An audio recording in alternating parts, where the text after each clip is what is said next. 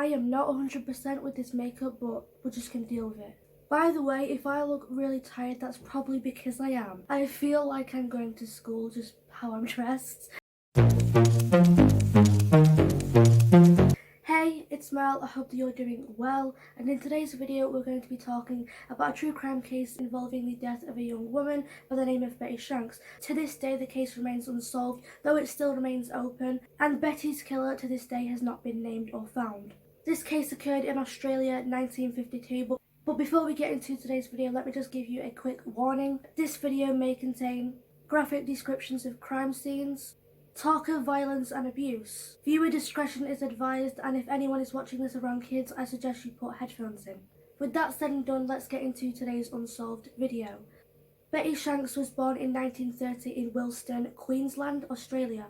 This is one of Australia's oldest cold cases. Betty, who was aged 22, studied art and psychology. She had no kids and no husband. During the week, around 9:30 to 10 p.m, she would get the tram home. Betty lived with her younger brother and parents. Betty was said to be a very kind and caring woman who inspired her younger brother to one day go to university. In 1952, on the night of September 19th, Betty got off a tram in Grange, which is a suburb of Brisbane, after attending classes at the University of Queensland. Once Betty got off the tram, she then took her short walk home. At 5:35 a.m, 20th of September the next day, sadly, Betty's badly beaten body was found in the garden of a neighbour's house on the corner of Carberry and Thomas Streets, and her body was found by a policeman who lived nearby. Early in the investigation, an attack by a sex offender was considered. Betty had been strangled and was found completely naked. However, I don't know if Betty was sexually assaulted or not. Betty's house was only a short walk away from where her body was found. Betty also had a small imprint on her forehead. She also had a 3 to 4 inch wound on her lower jaw, which had been caused by a sharp metal object. Her jaw was fractured in 2 places and dislodged a molar. There was also black shoe polish found on Betty's outer legs. After Betty's murder, police first thought that this was done by an ex-boyfriend.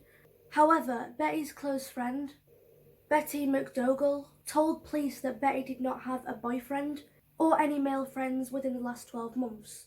During the night of 19th of September, when Betty was supposed to be returning home, her dad stayed up for her all night. However, after a long time passed, Betty's dad then thought that Betty might be with a friend watching a movie after she attended classes, and he hoped that she would return home later, but she never did. Investigators of the case had a theory that maybe the man who attacked Betty attacked the wrong woman and was intending to hurt someone else. A small bit of evidence from a witness led the police to question and interview so many men, and the investigators did believe that this crime was committed by a man, not a female. The witness was a taxi driver who came forward and said he saw a man jump a fence towards the crime scene at around 10:30 p.m. on the night of 19th of September. There is a £5,000 reward for info that could lead to catching Betty's killer. For years the case went cold until 2013. In 2013, author Ted Does told the Daily Mail that he received a phone call from a woman who said that she wanted to tell him her story. The 70-year-old woman named Delcia revealed to Ted that Betty was killed by her own dad, who was an abusive ex-soldier, and a local locksmith who would change the locks on the cell doors at the police station now and again. Delcia claimed that she had gone to the police station 8 times and told the police her story, though they never believed her. Delcia went on to tell Ted that she saw her dad naked in the backyard burning his clothes on the night that Betty was killed.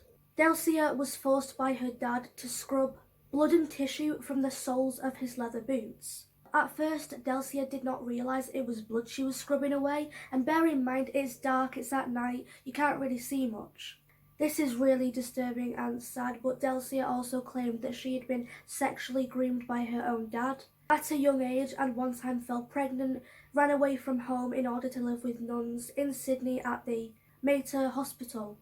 Delcia left home at age 16 in 1960 and went to the police station to tell the police that she wanted to leave home.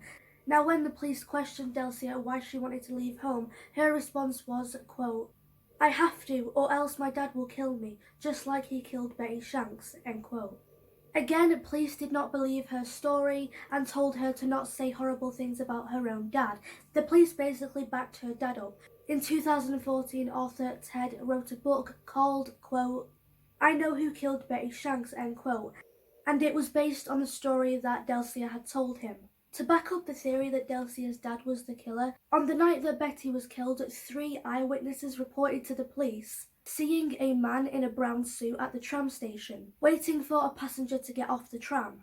Betty's tram arrived at the station after 9:30 p.m. and also screams were heard by 7 different people around 9:40 p.m. Also, side note, on the night that Betty was killed, her mum was not at home. I don't know where she was, I couldn't find information on that. In the 1940s, it was soon discovered that Delcia's dad was dealing with mental health problems and was psychotic. Also, on the night that Betty was killed, Delcia specifically remembers taking her dad's shoes to a shoemaker who had glued a pattern over the leather sole of his boots in Fortitude Valley of Brisbane. Delcia's dad also wore a brown suit similar to the suit that the man was wearing at the station on the night that Betty was killed, which has been reported by the 3 eyewitnesses. I'm pretty sure that Delcia's dad is now dead, however no one has ever been charged for Betty's murder. Now, going back to the imprint that was found on Betty's head, to me it looks like a shoe print, as if someone had kicked her in the head, and it's very small. There are a few theories as to what happened to Betty. The first theory is that Betty was killed by a corrupt policeman. The theory goes that the policeman, while riding his motorcycle, struck Betty, and to cover up what he had done, he then threw her body over a fence nearby. He then returned 1 hour later to kill Betty, in fear of him being caught. To back this theory up, black shoe polish was found on Betty's outer legs, which policemen around the time used. However, to me that's not anything mind-blowing. You know, a milkman who has black shoes can use black shoe polish. Like, anyone can use black shoe polish. That doesn't necessarily mean that it's a policeman. Photos of Betty's injuries were shown to a general practitioner who said that Betty's injuries were consistent of being struck down by a motorcycle. Again, this is not anything that stands out to me. Anyone can own a motorcycle, it doesn't have to be a police motorcycle. A writer named Mr. Reed was the person who came up with the motorcycle theory, and he believes that the mark found on Betty's forehead came from a rubber knee pad situated on the fuel tank of a motorcycle. Second theory is that Delcia's dad killed Betty, and honestly I believe that Delcia's dad was the killer. To me, he stands out in the case. I mean, on the night that Betty was killed, he is seen by his own daughter in the backyard of his house, burning his clothes. And then he gives his shoes to Delcia to take to a shoemaker, who glues a pattern over the sole of his shoes. Bear in mind, this is what stands out to me.